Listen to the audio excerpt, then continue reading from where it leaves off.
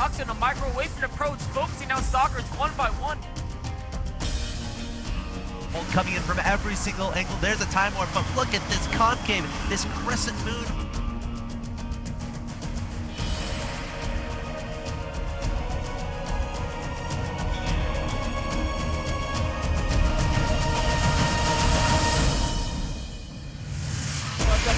This is what's going to happen now. The supply goes in Hug's favor. He's just going to barrel through, take out whatever.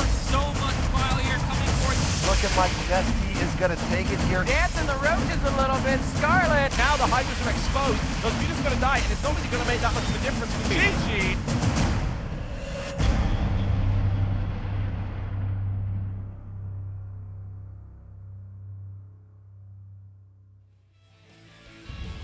Ladies and gentlemen, hello, welcome back to WCS America. You're watching the Challenger League. We're live from New York City in the MLG studios. I'm axeltoss. I'm joined by axslav, aka Nick Ranish. Not sure which you prefer. Other one's fine, man. Other one's fine. So if someone comes up to you at an event and wants to say hi, should they say, hey, Nick? Or should they say, hey, axslav? Well, you know, if they don't know me, they shouldn't say hey, Nick, because that's kind of creepy. They shouldn't say Nick? No, like if someone knows your name but they don't know you, and they address you. Well, they know us based on, like, I know my audience. I know a lot of you guys. Like, you guys know me. Call me axslav if you don't know me. Okay. If you're from the gamer world. Sure. If you don't know me, if you're like a friend of a friend. That's really interesting. Then you call me Nick. Well, we never really talked about that a lot. Yeah. That's very interesting to consider. By the way, guys, you're watching WCS America Challenger League. We got an awesome group today. I'm really excited. We got 3 Protosses in a Terrarium. But first, let's talk about what happened yesterday. Yesterday was a lot of fun. Unfortunately, we had a player who had connection issues, which is never fun. That was Phoenix. First off, we started the day. It was the day of the Sage. Sage going 2-0 versus Sen, and then 2-0 versus Oz, cementing his spot, cementing his ticket into next season of WCS Premier League. Of course, Sage representing Root Gaming. Great story there. Able to make it through to Premier League. Awesome story. And like, kind of conversely, or whatever you, inversely, I don't know the proper term, Sen. Not really his day, unfortunately. Went 0-2 versus Sage and then 0-2 versus Oz. So Sen will be in Challenger League next season. Of course, Phoenix had the connection issues after Game 1 versus Oz, so he had to pretty much forfeit the rest of the way because he couldn't really play, which is unfortunate. So Phoenix, unfortunately, will be out of WCS America. Oz was able to get that second spot in the Premier League. So Sage and Oz on to Premier League next season. Congrats to them and their teams. That's right. Of course, today we're on to a new group. Yes. I believe it's Group F. And this is a group that's pretty awesome because you got 3 players from the Americas. In fact, 3 players from the United States, I believe. Minigun, State, and Zenicider, along with a Chinese player, Top. Yeah, Minigun versus Top is going to be starting things off. State, Zenicider. This group is pretty interesting. Like, when you look at it on paper and you're looking at the rest of the Challenger League groups, no one's really going to consider it the group of death. I don't think. No. No offense to these guys, right? But this is the group involving the North American up-and-comers, I want to say. But, you know, that being said, a lot of these guys have some decent results, specifically State. I feel like State gets ignored a lot of the time. He got second in STARCRAFT. Yeah. State is, like, really good. He's, like, really good. If y'all remember Lone Star Clash, the first one, or before the Lone Star Clash kind of got started, there's a Texas Open, like a $3,000 thing, and he got first. State came from California to get first in that, and then, of course, that got him a spot in Lone Star Clash 1. Didn't do as well, but, you know, he has the experience, right? He has the experience traveling around North America, you know, playing in these events, and I'm really excited to see if he can qualify. Of course, you were telling me before the broadcast started, like, axeltoss, I think State and Minigun are going to be advancing. I do. I think they're, you know, they both have a very good shot at advancing. I think this is one of the most even groups, though. Top is a very interesting player because Top is a player from China. Most of you guys out there haven't seen too much of his play. He's an extremely micro-based player. If you get into like a Blink soccer mirror with this guy, that's not a situation you want to be in. This guy is insane micro. Yes. But, I mean, when we, there was an interview of him at TL, and he said, you know, his focus is really on micro. Sometimes if the game gets a little muddled, it can be a little hard for him to know exactly what to do. PvP, there's so many weird situations. Yeah. We're trying to know when to expand, when to transition to Colossi, when to go to air, when to attack, when to take a third base. It's a very strategically complex matchup. I think one of the most complex if it gets past the very opening. And that's a situation where I think Minigun and State are both very, very skilled in. And PvP is also interesting in that at any moment, if you have a sentry with 100 energy, right, you can send a hallucinated phoenix across the map and see anything. Yes. Right? Like, what's going to stop hallucinated phoenix? I mean, Unless you have literally 5 stalkers just watching or out. your own phoenix that are real. Sure. Yeah. How many hits does it take to kill a hallucinated phoenix with a real phoenix? 5. You see, you probably just made that up. No, I mean it's 9 and then it's All right, be divided quiet. by 2, so. No, Nick knows everything. I'm not surprised at all. Yeah, so it's like a map hack almost. Where at any moment you can scout what your opponent is doing in PvP, and that's not necessarily applicable to other matchups, right? Yes. ZVP, okay, sure you can make an overseer, but it's a little bit slower than hallucinated phoenix. You're probably gonna die. So like that's a really interesting dynamic of PvP, and it introduces a lot of mind games to the matchup, which is actually really fun to watch. As far as like, oh, I scouted 2 Stargates, and then they cancel one of the Stargates and go double robo. Something crazy like that. Things like that happen in PvP. They do. And it's really fun to watch. That's going to be the first match, Todd versus Minigun. Looking forward to that. Excuse me, Top versus Minigun. Of course, Top is on one of the best teams ever. Look at that logo. Guess what team he's on? You know what it is, Nick. I do. You remember. I can't read Think the logo back. in my mind. My Think mind back, is. Nick. It's an insanely awesome name. It is. My mind is not. Well, there's a Z on the logo. Does that help at all? I'll help you out. Zenith of Origin. Oh yes, that's what it was. I remember it was an awesome name. Looking at this group, that might be the most. That's why I'm most excited. That's the about best this logo group. by far. It's No, that's kinda an amazing logo. It's kind of like a Zoro, but it's got like gold plated. It's Oh, more yeah. like regal. It's like Yeah, there's like it's a historical element to it, like a Game of Thrones feel, right? That's right. It's like if Zoro won, and then he like took over Mexico, that would be his logo. Not just his standard Z, right? He's got to embellish it, make it pretty awesome. That's awesome. Looks like the first map's gonna be Aklan Waste. Yeah, both guys telling me to go. I'm just gonna verify that they're ready because they said go, but it could have been like 2 minutes ago, and they might have like gotten their No, fingernail clippers and started The game clipping was just their nails. hosted like 5 seconds ago, man. Oh, that's a good point. So should I just hit start game? I think See, it is. now they're not responding to me.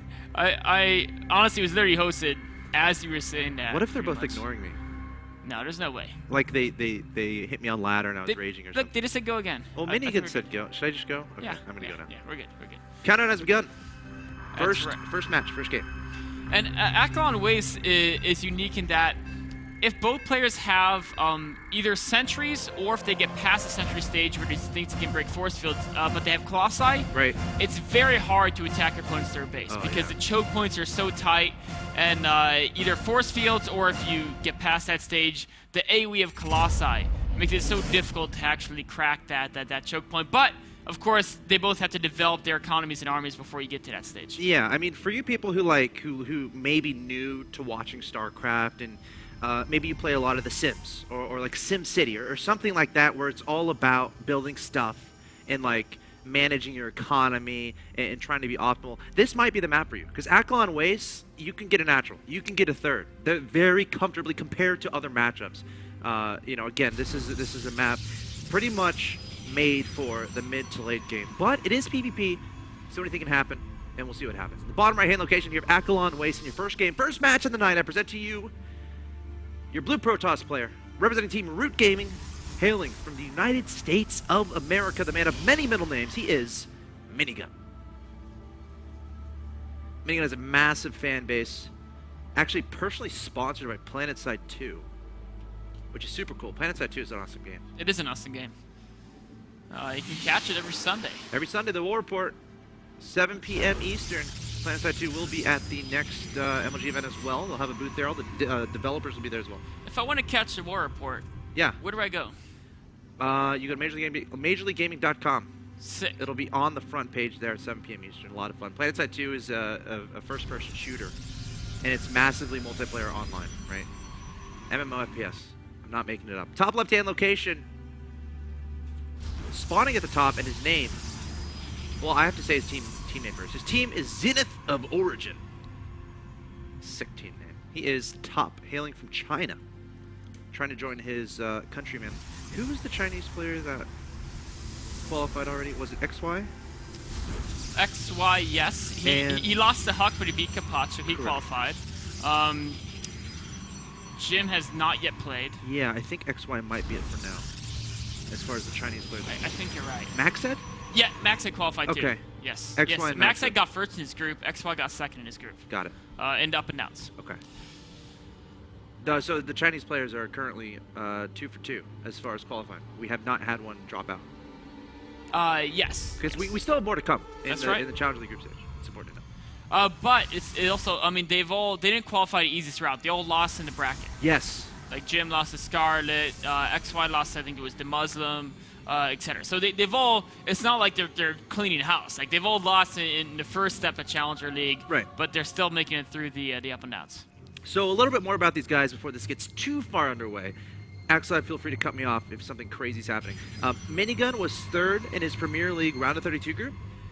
Went 0-2 against Nesty, 2-1 versus Phoenix, and I think everyone might remember that series against Apocalypse. I know I do. He went 1-2, heartbreaking loss for him. Apocalypse, being a ninja, hiding squadrons of units and just attacking when Minigun moves out, and Minigun falling apart each time that happened. Easily a match that Minigun could have won. And now he finds himself here in the Challenger League group stage after losing 1-2 to Ian in the bracket stage. Top, of course, in the Challenger League bracket. Defeated Killer 2-1, defeated Phoenix 2-0 before falling to Apocalypse 0-2. So both these guys have something in common. They lost to Apocalypse, which is actually a little bit... yeah, lost to Apocalypse. It's actually pretty interesting. It is.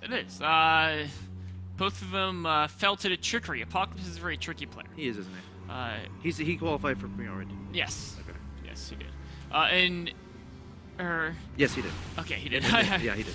So we have a little bit of a different builds here. Top going for 3-gate pressure, Minigun going for 2 gates of Stalkers with the Stargate behind it. So if Minigun takes no damage and he trades well, he's going to have a slight tech advantage. But then in PvP, Stargate tech is very interesting because it can play out in so many different ways. You can use it to get an Oracle to harass your opponent's workers. You can get a Void Ray to fight in a battle. You can get Phoenixes for map vision and map control. Looks like he's going for the Oracle, but top is pressuring in right now. 3 Stalkers in Mothership Core with 3 Stalkers and a Mothership Core, but 3 Stalkers are about to be warped in for top.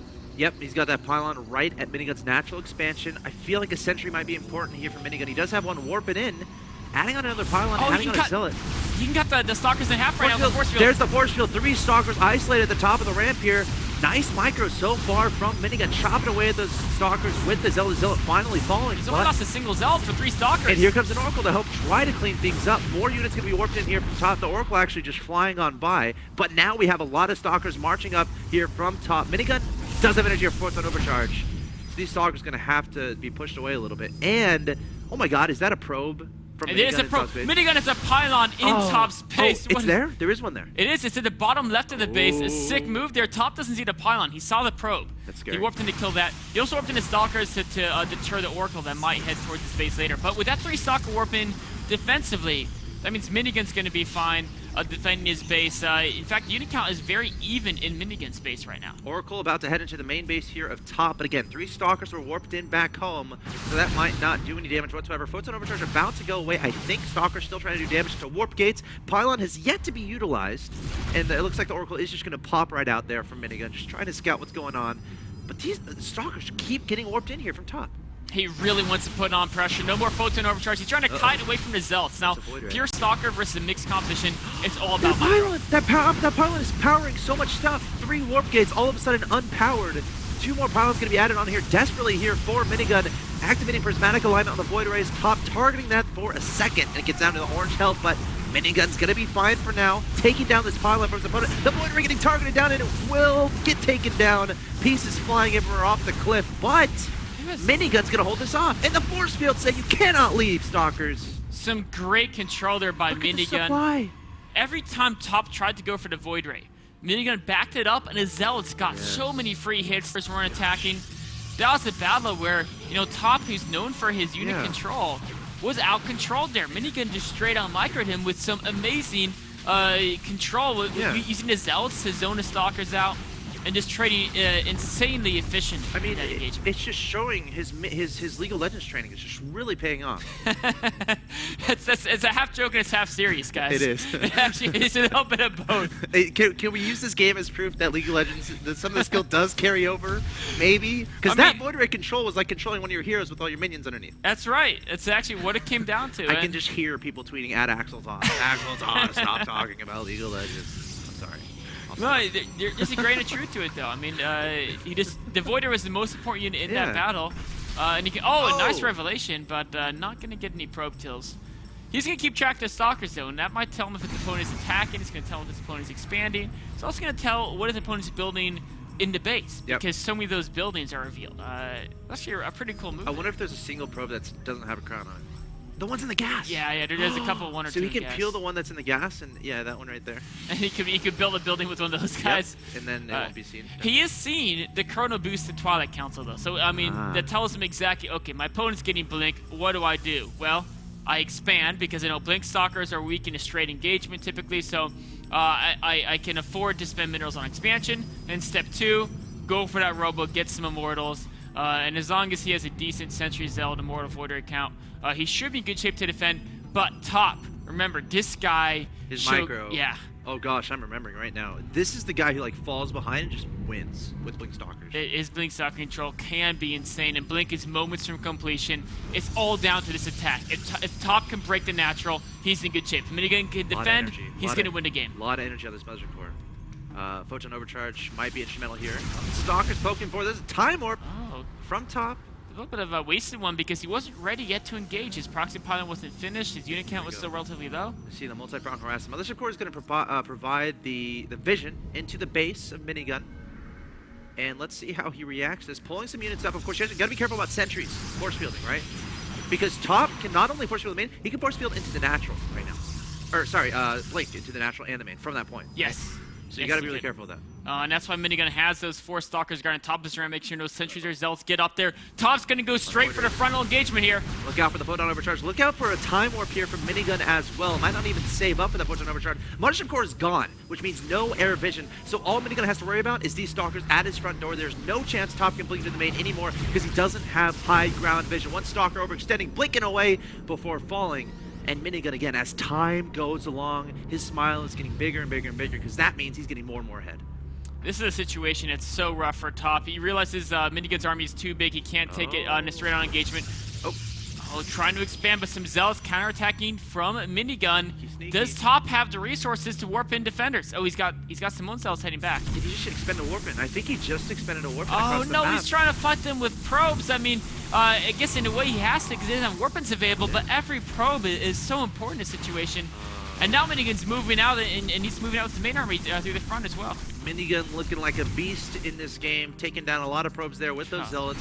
And he's an Oracle going in that direction as well. And again, how many probes did he get? I think Marcus is about to let us know. 9 kills. I mean, and 9 is in like a TVZ when his Zerg's at 80 drones, it's not a big deal. But in a situation when they're at like 20 to 30 probes, 9 is a huge chunk of that. I mean, that's like 1/2 to 1/3 his entire economy just down the drain right now. Yeah. So options for top, I think, is just like. Oh no, the Oracle. Oh gosh.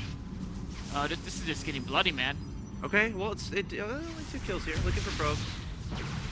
He still has a lot of energy, doesn't he? He does. He'll be back. He'll be back. The famous Arnold Schwarzenegger. He only got 5 probe kills, but it's still a pretty big deal in this stage. That'll blink away. So only option here for top, I feel like, is just wait until Minigun moves out and then counterattack. He has to do base race. I mean, the army composition is so much stronger for Minigun. If you take a look at the army value tab, he's ahead by about 500 to 600 resources.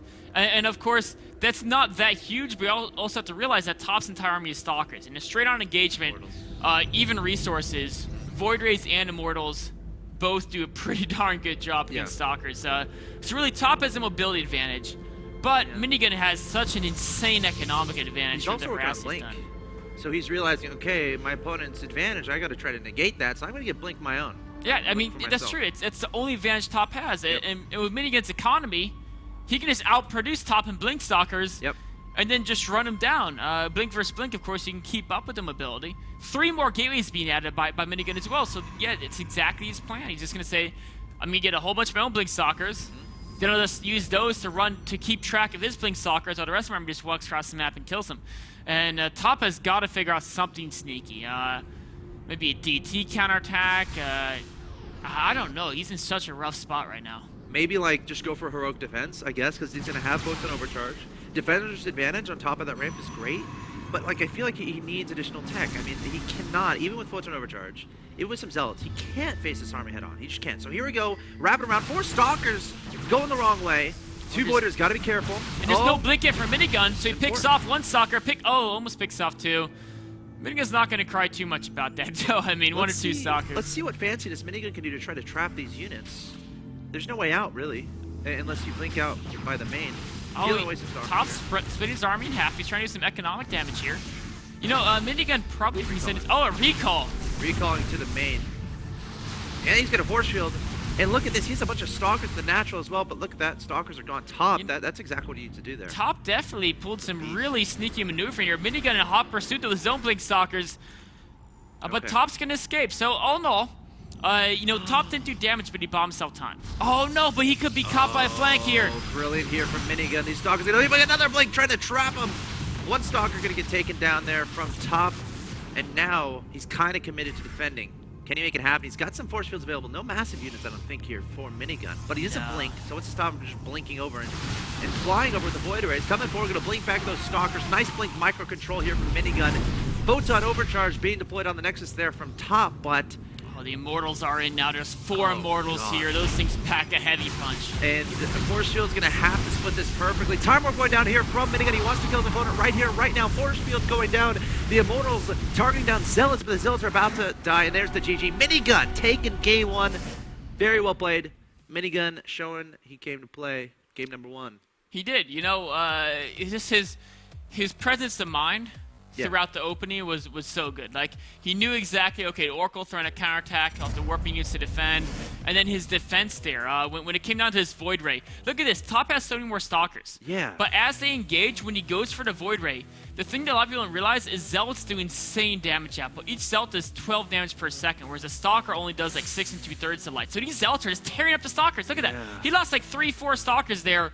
A lot of it was because it had Zealot damage. He wasn't kiting against the Zealots, and kiting against the Zealots is the most important micro aspect. Takes out the Void Array, but again, losing every single Stalker in the process. Force Field goes down. Can't leave Stalkers. Very nice control there from Minigun. That was pretty much the deciding moment. It was. He was ahead from there on out. Oh, absolutely. Absolutely. Minigun played a great game 1. Can he keep it up in this best of 3? This first match of the night, guys. Minigun versus Top. Stay tuned. Game 2 on the way.